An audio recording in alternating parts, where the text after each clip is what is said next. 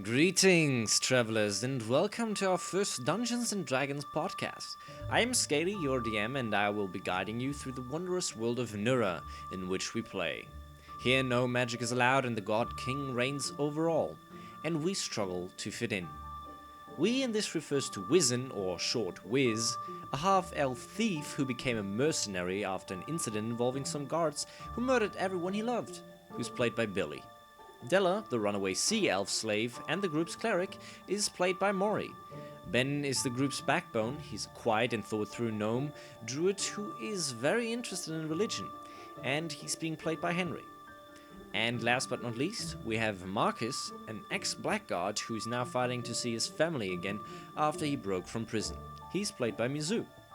Not all of these characters were in with us from the start, so let me tell you the story on how it all began. In Nyra there are three houses, the Saltwoods who reside in Shellport, Ebonheart who reside in Ebonspire, and Frostborn who reside in Winterhaven. These three houses fight to gain the trust of the God King. The God King is the leading deity in Nyra and is worshipped by almost every human in some way, but we will get to that. Our story starts in Shellport. On a market, Wizen, Della, and a man named Dirk, who was acting as a father figure for Wiz, met a merchant named Finnis Gemheart.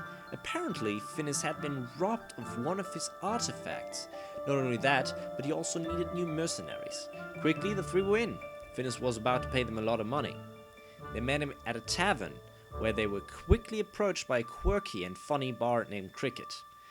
He was also hired by Finnis. During the night, Wiz captured an assassin that was sent to kill Finnis. Her name was Trina, and quickly Dirk broke her fingers. The next morning, the heroes packed their things and left to the north of the island on which Shellport stands. After they had traveled to the north to get Finnis' belongings, they traveled back only to find the city shut down due to a murder that was committed on a noble. Quickly, the heroes made their way through the sewers and fought off a gargoyle that was dwelling there. Inside the city, they got to know Archie, an elven slave that worked for the noble that was murdered. Coincidentally, the same guy stole the artifact from Finnis. Now, in the city, they looked for an old friend of Finnis. They found him but were disturbed to see that he was killed by Lord Saltwood in an attempt to frame him for the murder that occurred. The shutdown was lifted and the heroes rejoined with Finnis and Cricket. Now, from then, they went on to go to the library of Shellport, where they found Ben. The small gnome knew more about the artifact that was stolen from Finnis and promised to help on an expedition to Ebonspire. Sadly, the journey didn't go as planned. On the 15th day, the ship crashed together with our heroes, their friends and the assassin Trina on it. The heroes awoke alone on a beach in the lower hills, just to be taken hostage by a goblin tribe. The goblin chief Groomball made them an offer. They should take care of the monster that was hiding out in the cave north through their settlement, and they would be free. They took their chances and made their way into the cave. What they found was the lair of a Medusa, as well as a walking cane with a riddle that was taken by Della. The Medusa wasn't hostile in any way. She had locked herself in the cave to protect the outside from her hideous self. She asked this character to leave, which they decided to do. The goblins got some compensation. Suddenly the group was ambushed by some cultists of unclear origin. Out of the cave, the heroes decided to find civilization again. The closest thing was the Autumn Stockade, a giant prison colony founded by Lord Ebonheart of Ebonspire. On their way there, they encountered a hill giant who wanted revenge on the stockade, and a small fire elemental named Juju that quickly was taken care of by Della.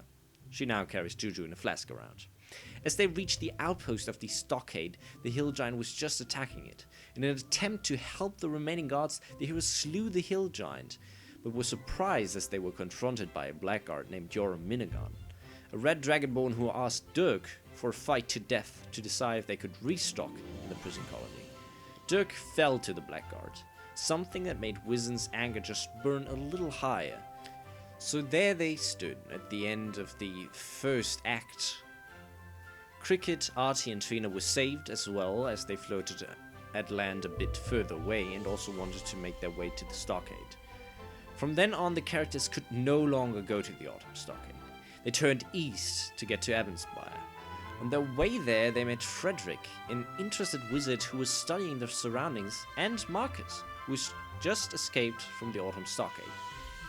Together they fought off a blackguard that was after Marcus and then ventured unknowingly into the Black Forest.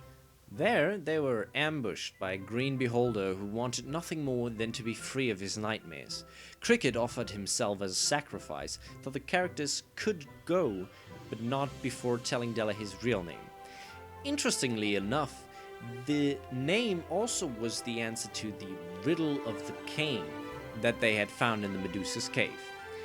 As she answered that cane, it suddenly turned into a staff of thunder and lightning, which was good since they were lured into the lair of a green dragon called Aneata, who wanted them to go through her 5 chambers of evil and riddles.